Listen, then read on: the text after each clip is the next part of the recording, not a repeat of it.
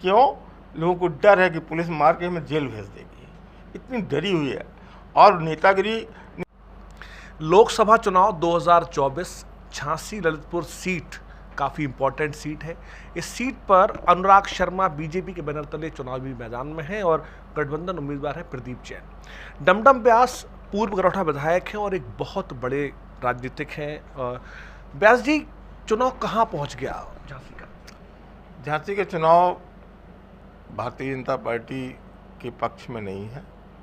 हमारा कैंडिडेट कांग्रेस गठबंधन यहाँ चुनाव जीतने जा रहा है और भारी बहुमत से चुनाव जीतने जा रहा है। ऐसा क्यों लगता है आपको? ऐसा क्या हो गया है? देखिए, जनता के पास बहुत ऐसे मुद्दे हैं जो जनता जिनसे वास्तव में बहुत पीड़ित है। सबसे बड़ा मुद्दा है बेरोजगारी। लोगों के पास रोजगार के संसाधन नहीं है। जब रोजगार नहीं होगा तो परिवार पर अतिरिक्त दबाव बनता है और उनकी प्रति व्यक्ति आय घट जाएगी, तो उनका जीवन स्तर ऊंचा होना ही नहीं है। जब तक जीवन स्तर आदमी को ऊंचा नहीं होगा, बढ़ेगा नहीं, तो आदमी क्या कर लेगा। हमारे पास संसाधन नहीं होंगे तो हम अपनी लड़की की शादी कैसे करेंगे, हम अच्छा मकान कैसे ले सकते हैं, मोटरसाइकिल कैसे ले सकते हैं। तो बेरोजगारी और जो व्यापारिक गतिविधियां हैं वो बहुत चंद लोगों के हाथ में सीमित होती जा रही हैं। जो पहले बहुतायत लोग व्यापार करते थे, छोटा आदमी छोटा व्यापार कर रहा है, बड़ा आदमी बड़ा व्यापार कर रहा है, मध्यम वर्ग का व्यक्ति मध्यम वर्ग की व्यापार कर रहा है, तो ये व्यापार सिकुड़ता जा रहा है। वो सिकुड़ क्यों रहा है? पहले ठेका 2 लाख रुपए होता था, आदमी तो ठेका ले लेता था। अब 2 लाख वाला व्यक्ति ठेका नहीं ले सकता है। अब तो उसे करोड़ों रुपए, वो भी नंबर 1 में चाहिए, तब वो ठेका ले सकता है।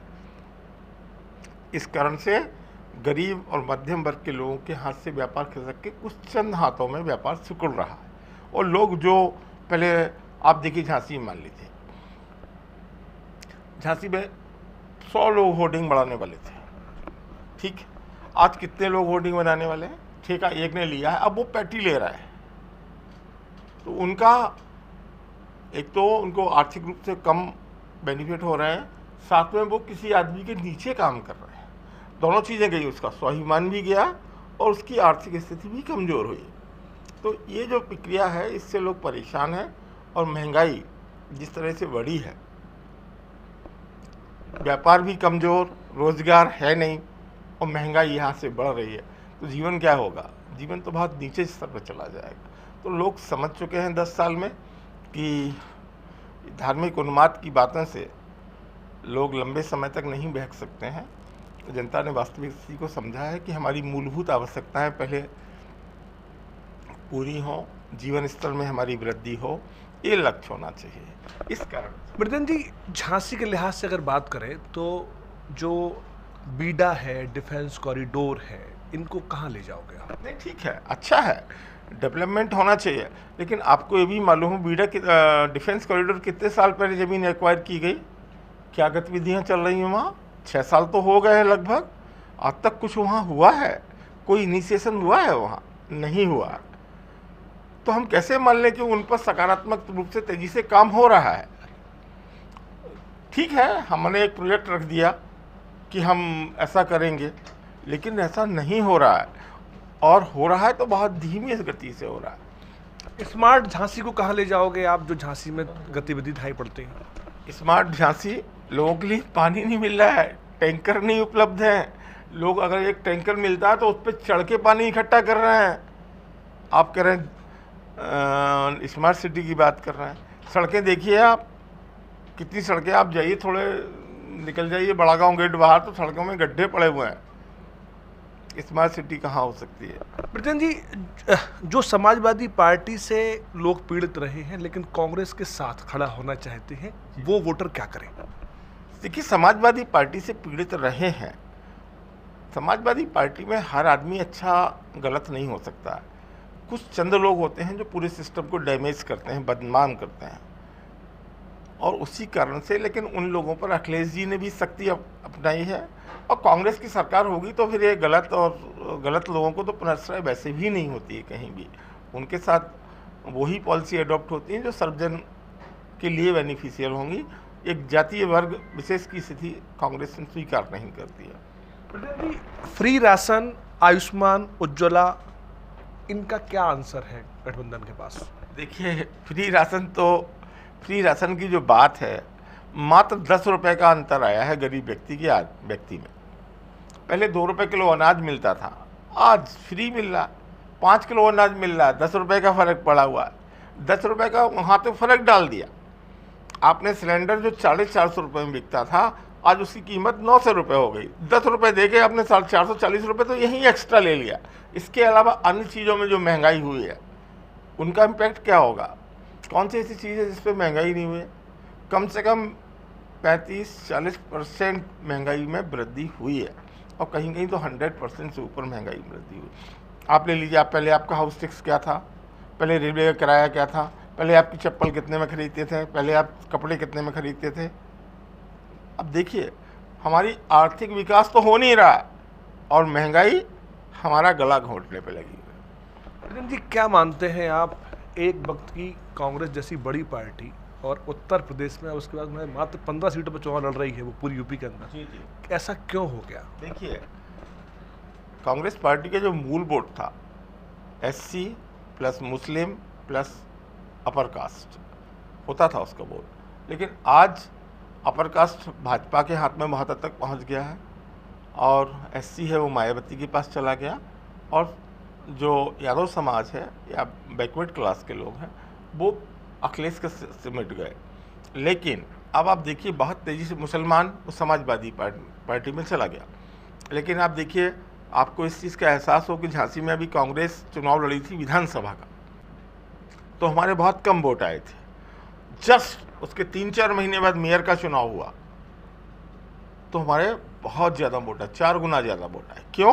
क्योंकि उस समय तक मुस्लिम शिफ्ट था समाजवादी पार्टी पर, लेकिन मुस्लिम ने बहुत तेज़ी से समाजवादी पार्टी का दामन छोड़ा और कांग्रेस पे शिफ्ट हो गया। इस कारण से हमारा वोट 4 गुना बढ़ गया।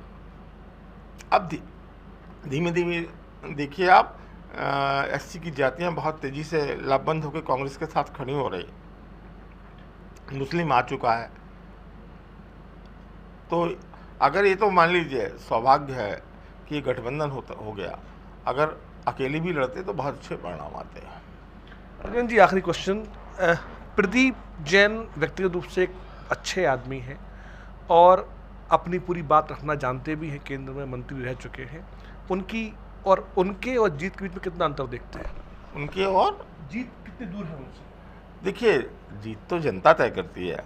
हम लोग प्रयास करते हैं कि हम लोग जीतें, निर्णय तो जनता के हाथों में है, क्योंकि वही मालिक है लोकतांत्रिक व्यवस्था को बनाने में, बिगाड़ने में। तो जनता इस बार पूरा मन बनाए हुए है कि प्रदीप को हम यहाँ से जिता के कांग्रेस और गठबंधन के हाथ को मजबूत करेंगे। लोकतंत्र खतरे में कैसे कहते हैं आप लोग? लोकतंत्र खत्म हो जाएगा, सब खत्म हो जाएगा, ये क्या? लोकतंत्र खतरे में, अब देखिए, केजरीवाल की चुनी हुई सरकार इसलिए खतरे में है कि केजरीवाल की चुनी हुई सरकार को अपने अधिकारियों को, अपने कर्मचारियों को नियुक्त करने का अधिकार नहीं है। ये लोकतंत्र है क्या? जो सरकार जनता से चुनी हुई है, जिसने जनता ने वोट देकर उसको लोकतांत्रिक सरकार बनाई है, उसको आज ये अधिकार नहीं है कि वो अपने कर्मचारियों की नियुक्ति करे, उनका ट्रांसफ़र पोस्टिंग करे। और सुप्रीम कोर्ट ने इसके अगेंस्ट निर्णय दिया कि नहीं, चुनी हुई सरकार है, उसको पूरा राइट है कि वो अपने लोगों की नियुक्ति करे, अपने हिसाब से शासन चलाए। माननीय मोदी जी ने सुप्रीम कोर्ट की बात की अवहेलना करते हुए संसद से कानून लाए और वो पुनः अपने हाथ में ले लिए। तो ये क्या है? लोकतंत्र का गला नहीं घोटना है। केजरीवाल की कोई मनी ट्रेल नहीं है, वो जेल में, ठीक है। ये सब बेईमान है। वो कह रहा है विधानसभा में आपका झारखंड का मुख्यमंत्री कि कोई भी सिद्ध कर दे कि मैंने 8.5 एकड़ का जो जांच है उस पर, जिसके मुकदमे के तहत उसको जेल भेजा गया है, कोई सिद्ध कर दे मेरे पास कोई जमीन है 8.5 एकड़, तो मैं आज से ही राजनीति से संन्यास ले लूं, उसकी कोई सुन ही नहीं रहा। सुप्रीम कोर्ट निर्णय दे रही है कि केजरीवाल की सरकार को बहाल किया जाए, और मोदी जी कह रहे हैं जो मैं चाहूँगा वही होगा इस देश में। ये नहीं है, लोकतंत्र की दमन नहीं है। आप देखिए झांसी ले ली, कहीं छोड़िए ना आप पहले, आप तो बहुत वरिष्ठ पत्रकार हैं यहाँ के, आप 10 साल पहले कितने प्रदर्शन होते थे यहाँ।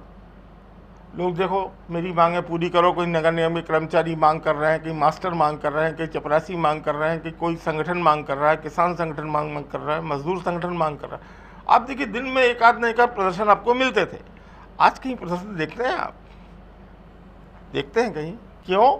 लोगों को डर है कि पुलिस मार के हमें जेल भेज देगी, इतनी डरी हुई है। और नेतागिरी भी कोई नहीं कर पा रहा है। नेतागिरी वही कर रहा है जिसके दामन साफ हैं, और नहीं तर वो भारतीय जनता पार्टी की शरण में जाके धुलाई मशीन में जब साफ हो जाएगा तो वो नेतागिरी कर सकता है। अदरवाइज किसी विपक्ष में रहने का को मैं समझता हूँ बहुत कम लोग राजनीति करने के लायक बचे हैं आज के। तो बीजेपी के पास में जो वॉशिंग मशीन है उसके माध्यम से ही दागदार को राहत मिल सकती है।